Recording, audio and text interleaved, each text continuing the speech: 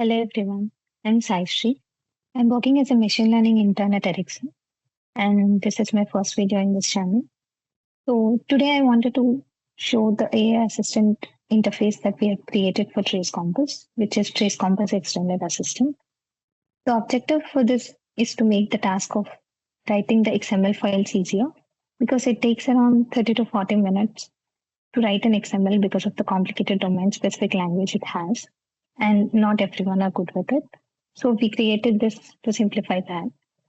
So this basically works when a user comes in and enters a prompt.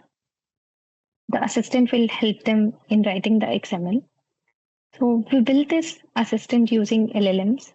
We have used Mistral 7B, and we have used some advanced prompt engineering techniques like chain of thought prompting and some rank models. So let me just show how the interface works with a sample prompt. So when I give a sample prompt like show me the IRQ versus time, where you store the IRQ name, and it should be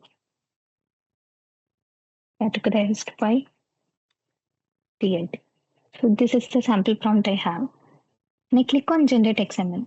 The assistant does all the job and it will generate the XML that the user wants. As you can see, this is the XML that the assistant has generated. So we have created a feedback option here. This is completely optional.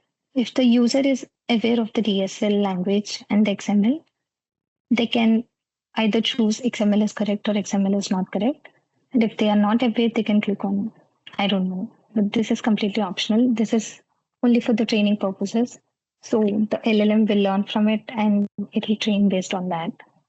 So we have also created a download XML option.